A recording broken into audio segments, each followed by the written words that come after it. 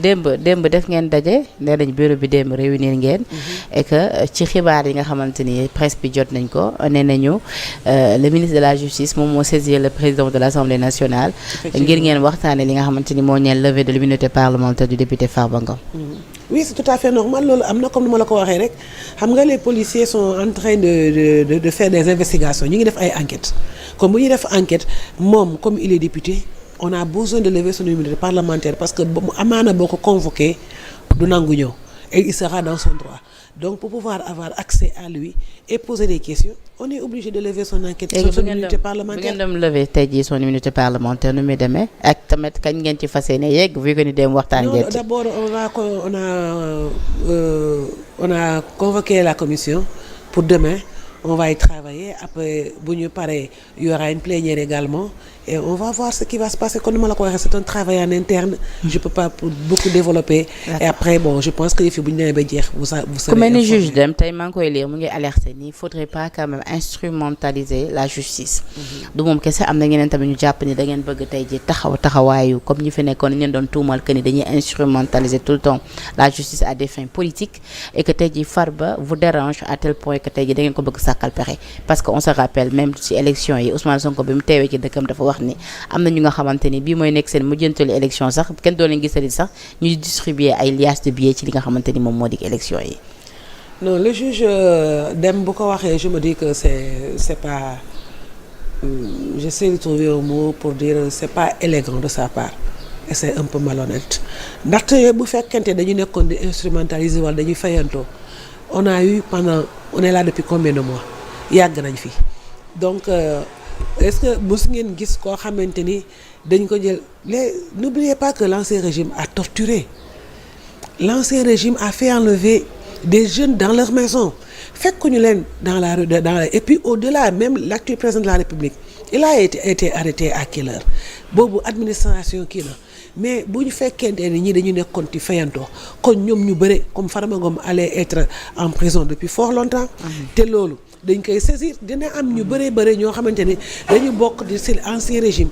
dañ leen di arrêter après bu ñu paree ñu doog a wax ni dañuy enquête. waaw dañu leen def mandat de dépôt parce que ce que l'ancien régime faisait tu déranges tu dis tu expliques aux Sénégalais ñoom ci lan la ñu ne ñu arrêté la def la mandat de dépôt après bu ñu paree ñu ne dañuy doog a enquête da nga gis benn un ancien du régime ku ñu arrêté def ko mandat de dépôt sans raison il y en a pas ñoom nu ñu daan arrêté les jeunes nu ñu daan arrêté les jeunes même boo jëlee ci kaw Lat Diop nee nañ ba tey fi ngeen ko tegu leen ko ci yoon. il y a eu plus de 2000 jeunes 2000 Sénégalais qui étaient arrêtés ñu bëri dañ leen arrêté au-delà de 22 heures fekk leen seen kër sans preuve sans rien am na ñu arrêté avec un bracelet est-ce que am na koo xam ne dañ ko arrêté ñu ne parce que da nga bokk APR il y en a pas donc je pense que yenn ni booy politique wala boo amee lu nekk sa xol ay jalousie ak yooyu noonu xoolal nu ngi koy gérer mais bu jël le peuple sénégalais pour les utiliser pour bëgg a defante ak nit koo xamante ni moo la sut du sa morom. mais léegi faalew la lijjantew la le président de la République lijjantew le juge Dème le premier ministre lijjantew le juge Dème ils ne sont même pas au courant de ce qu'il dit donc qu'il sache raison mais fooy dugal les propos de Ousmane Sonko yi ma la rappelé ci législative yi. non boobu le président Ousmane Sonko peut-être qu'il avait déjà des échos parce que n'oubliez pas que c'est le chef du gouvernement donc il avait déjà des échos sur ce qui se passe te foofu laay ñëw ñoom en tant que inspecteur des impôts vous savez vous pensez qu'ils ne sont pas au courant des détournements de beaucoup de personnes ont fait yëg nañ ko mais il leur faut avoir des preuves avant de les faire arrêter et c'est pas à eux de les arrêter. mais ça dit tout le temps li nekk problème bi honorable mooy tombé ou pas dañuy gis ni le premier ministre Ousmane Sonko li muy wax tout le temps après au bout du compte dañ koy gis c'est-à-dire fii la wax ni Barthélémy Diaz moom ak ay jege ñaaleem que ni Barthélémy Diaz bi mooy nekk mujjantalu campagne am après ça ñu gis Barthélémy Diaz ñu jëlee ko ca mairie bu Dakar fii la wax tamit ni Farba Ngom bii mooy nekk mujjantalu campagne am tey ñu ngi wax ni Farba Ngom ñu ngi koy toppee en tout cas li nga xamante ni moo di enrichissement illicite il l'a dit à quel donc est-ce que dina yomb nga dindi ci bopp ñenn ñi que ni Ousmane Sonko tey jii peut-être moom moo nekk derrière la justice comme ni ñu ko doon reproché à Macky Sall. à quel moment on était en campagne bu amee day am dénigrement politique loolu dafa yàgg am fii nii dans la politique sénégalaise il y a toujours le dénigrement da ngay jéem a dénigrer sa adversaire mais c'est pas tellement méchant parce que il savait déjà que peut-être il était déjà au courant comme ni ma ko waxee c'est le premier ministre et qui était déjà aux impôts domaine. Donc logiquement que ce soit lui qui l'ait dit ou pas ñun nit ñi nga xamante ni on n'est pas dans le gouvernement mais tout le monde sait que ce sont des gens ñoo xamante ni mais on l'a même associé à des nervis. Mais quand tu es rationnel, tu sais qu'on est dans un pays de droit. Yow leer na la à la kulli la justice suit son cours et que les gens sont en train de faire des investigations, qu'on est en train de mener des enquêtes. Mais ce gars-là, forcément, tu sais qu'un jour ou l'autre, il sera interpellé. Il sera interpellé. De mon Farba Ngom, même dans ses dires, il l'a jamais caché. Farba Ngom a dit un peu partout que moom am na fu mu lu mu jël. Donc Farba Ngom était le premier à mettre les gens sur sa piste. Il a dit que am na lu mu jël. Mais quelqu'un, parce que en ce moment-là, il pensait que l'ancien président de la République, Macky Sall, allait réussir à réprimer les Sénégalais à tel point qu'il allait reconduire son 3e mandat et peut-être même commencer un mandat illimix. Donc moom, il était tellement confiant de ça, à force de torturer les Sénégalais, gëmoon nañu dañuy gagner. Mais c'était compté sans la détermination des Sénégalais. Et donc du coup, quand tu les vois, quand tu sais qu'il y a eu des jeunes ministres de l'ancien régime qui ont aidé Macky Sall dans sa répression, tu te dis que mais lii yoon bu jaaree liggéeyam forcément ils seront interpellés. Et je pense que c'est dans cette logique-là que le PM était. Parce que à ce rythme-là dañu nekkoon dina jafe gëm ni rupture am na de en pleine campagne non. mais li ñuy xam ne rupture am na parce que rupture bu amuloon kon Farba Ngom jël nañ ko def nañ ko mandat de dépôt avant ça ñu commencé ça di jaar par la loi légale en essayant d'enlever son immunité parlementaire. Nous on n'a rien violé. On reste républicain. C'est parce que on a toujours respecté les lois de ce pays. moo tax tey ñu egg nii au palais de la République. D'accord mais lu ni mel tey jii sur le plan également politique ndax jàpp nga ni Farba Ngom tey jii sur le plan politique comme bataille bi fu mu ne nii déjà constaté na ñoom dañ ko bëgg indi sur le plan politique parce que dégg nga déjà liñ ci wax. constaté nañu. ma ne déjà gis ngeen ni ñoom bataille bi dañ ko indi sur le plan politique. parce que gis nga déjà ñu naan Farba dafa yàgg déranger Pastef. dafa yàgg déranger Ousmane Sonko. gis nañ tamit un Farba absent ci li nga xamante ni moo di déclaration de politique générale bu Ousmane Sonko donte ne am na ñu doon wax ni période boobu dafa voyagé woon. mais ak lu ci munti am ndax da nga jàpp ni tey jii yëf yi buñ ko continuer ci li nga xamante ni moom moo di yoonu sur le plan politique ñoom Farba du mun a remporter la bataille ci plan boobu. parce que déjà am na ñu commencé am sympathie am na ñu commencé wax ni da ngeen ko bëgg a jaay doole te xam nga ni sénégalais bëggul kuy jaay doole. non bu fekkente ne dafa am ñu am sympathie donc les sénégalais n'allaient pas voter pour le président Bassirou Diomaye Faye pour qu'il soit président non les sénégalais en avaient assez de l'ancien régime amuñu ci benn sympathie et ñoom ñëpp ils ont dit ñu ci bëre man j'ai vu des posts beaucoup de personnes ont dit que ils n'ont jamais voté. Ils ne sont pas politiciens ils ne sont pas de Pastef mais ils veulent une rupture systémique.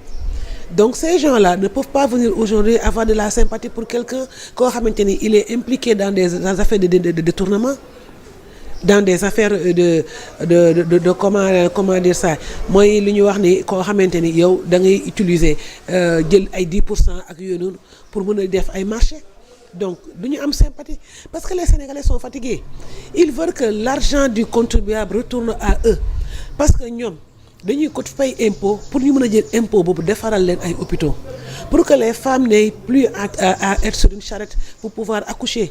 Et donc du coup quand il y a des gens comme Farba Ngom qui détournent l'argent du contribuable à des fins personnelles mais ces mêmes personnes-là qui ont voté pour le président Bassirou Diomaye Faye ne vont pas avoir cette sympathie pour eux. C'est pas possible. am na yeneen scandale tamit yi nga xamante ni dégg nañ ko fi donc bi ngeen toogee li ngeen njëkk def mooy sëgg ci ba tey yéen a ngi ci gis nañ keroog le PM di annoncé que ni rapport Cour des comptes am na yeneen yu mu jot et que yuuxu dina jub fi ñu ko foogeewul lan lañ ci war a mën a xaar ci par rapport ak ni mu ko annoncé. nañu xaar ba rapport yi génn rek. nañu xaar ba rapport yi génn rek parce que man je peux pas me prononcer sur une affaire qui n'est pas encore là nañu xaar ba yëf yi génn. et haute cour de justice bi nga xamante ni yow membre nga ci tey gi certainement ci fan yi ñu jëm moom di ngeen gën a liggéey bi dina gën a takkarnaa si vu que ne ñi ngi xaar ay rapports yu war a génn est-ce que tamit kaawu ku mel ni Farba tey ji ci haute cour de justice bi lañ koy réglé. mais nag Penda nag bu fekkee ne dañ koy débattre nag ci haute cour de justice xam nga duma la ko fi wax parce que. mais nga ñamal ma ci tuuti tamit du ci yàq dara. xam nga yenn liggéey booy def bu nekk da nga koy jox akkam ba mu mër sëkk donc ñun ci yooyu laa ne on doit être impartial parce que bu dul loolu on pourra même plus nous faire confiance donc maa ngi la koy ñaan tout ce qui est haute cour de la justice je pourrais pas répondre je te remercie de la compréhension. Finalement pôle judiciaire bi ñu taxawaloon ñoom ci seen nguur mu remplacer li nga xamante ni moo di CREI yi finalement retourné na ci seen kaw. ah ñoom la rek xam nga retourner seen kaw s'ils avaient les mains blanches je pense que dara du leen ci fekk parce que on a absolument aucune méchanceté à faire du mal à autrui parce que on a vécu ça ñun dund nañu l'injustice donc am na yoo xam ne ñun duñ ko yéene suñu morom doomu aadama. mais honorable ndax da nga jàpp ni tamit quelque part ñoom dañoo bëggoon protéger seen bopp moo taxoon ñu ngoy ci li nga xamante ni moo di ñetteelu mandat bi. absolument ça parce que ils savaient que lu ñu def moo ëpp xam nga fii des années quand tu es en train de détournement da nga dégg 1 million te day bëri trop si yow mais dafa demoon ba mu nekk loo xamante ni dafa demoon ba mu légitime si ñoom. dans leur cas dañu demoon ba yaakaar lu ñuy def c'est normal. xaalis boo xamante ni dañ ko génnee pour askan bi comme amul contrôle amul dara ñoom ñoo yore les forces de défense et de sécurité ñoom ñoo yor donc ils peuvent faire ce qu'ils veulent. et puis dañoo dugaloon dans la tête des Sénégalais kenn du xeex ak nguur uniquement pour plus nous intimider. donc c'était pour se protéger ñoom. parce que xam nañ dañoo def ay toj yu bëri. dañu def ay affaires yu rëy donc du coup ils étaient obligés de se comporter ainsi pour ne pas répondre devant la justice parce que lu ma yàgg wax ce sont des lâches. gis nga nit da ngay am fit boo nekkee sàcc da ngay nangu assumer. li nga def. mais tu ne peux pas être un voleur ba pare après yow doo assumer boo paree nga dem seeti sëriñ yi pour ñu intervenir boo paree nga def li nga def nii. et je pense que c'est une bonne chose ce que la justice est en train de faire. parce que alalu mbooloo du alal jàmbur. du alal benn nit. mbooloo bi moo ko moom et je pense que ils doivent être assez responsables et assez honnêtes assez dignes pare ñu toog fu ñu toog. beneen mbir bu nga xamante ni bëgg naa ci am sa gis-gis muy wàllub escroquerie bi nga xamante ni Tabaski Ngom mi ngi koy toppee ki nga xamante ni moo di l'honorable député Moustapha Diop bu Farlu ci même moment boobu sax ñu ngi naan Moustapha Diop bu Farlu tey ji dafay waage transhumé ñëw Pastef. loolu de moom dégguma ko fenn nag. dégguma ko et kon mu la ko waxee rek man y a une chose que lu may éviter mettre la charrue avant les bœufs tant que je le peux je l'évite nañu xool rek bu ñu demee ba mu fekkee war na ñëw ba mu leer on verra. mais dégg nga coow li wàllu escroquerie bi ñu koy toppee. mais c'est pas encore le cas dégg kii yaguñu mais xam nga rek lu nekk rek. waaw mais plainte am na ci. waaw plainte am na léegi nag l'enquête suit son cours les dossiers qui sont pendants devant la justice on peut pas trop en développer. mais ci cas yu mel noonu dina dem ba ñu mun ci lever immunité parlementaire wala ça n'a rien à voir nga expliquer ñu.